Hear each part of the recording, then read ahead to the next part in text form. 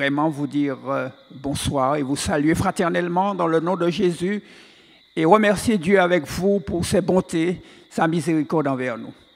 Nous voulons considérer encore une fois la parole de Dieu qui nous a été transmise au prix du sang, au prix du sacrifice, au prix parfois de la mort de ceux qui la portaient.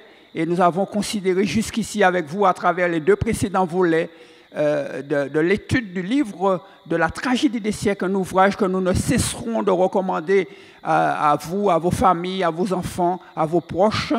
Pourquoi? Parce que c'est un livre qui nous permettra d'être guidés à travers les différentes péripéties, les signes et tout ce qui se trouve être comme étant des défis à relever par le peuple de Dieu. Et nous croyons que ce livre-là va nous guider à travers tout cela. Jusqu'ici, nous avons considéré 2 volets. Nous avons vu l'Église primitive dans sa pureté, comment l'Église transmise par Jésus-Christ aux disciples a permis à l'humanité de comprendre la parole de Dieu, de comprendre la volonté de Dieu et comment Satan justement a dirigé une vague de persécution contre Jésus lui-même, contre ses disciples. Et d'ailleurs, c'est ce que la Bible nous disait, que ceux qui gardent les commandements de Dieu seront persécutés. Donc nous avons vu la persécution au 1er siècle et malheureusement, nous avons considéré avec regret et de voir comment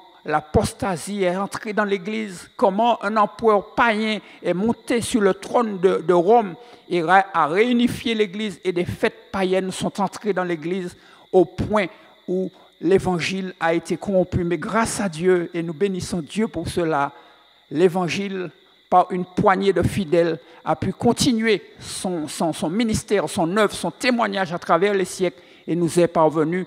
Et c'est pour cela que nous voulons considérer d'autres volets. Par exemple, nous allons considérer comment un peuple est resté fidèle au sein même de l'Empire romain, au sein même de la capitale de Rome, comment un peuple est resté fidèle à Dieu et a continué son témoignage. Ensuite, nous irons dans la Réforme. Nous considérerons avec vous les chapitres du livre de la tragédie des siècles et nous croyons que c'est une bénédiction pour le chrétien parvenu à la fin des temps. Nous vous remercions d'ores et déjà d'être fidèles au rendez-vous pour la revue du livre La tragédie des siècles. Que le Seigneur vous bénisse.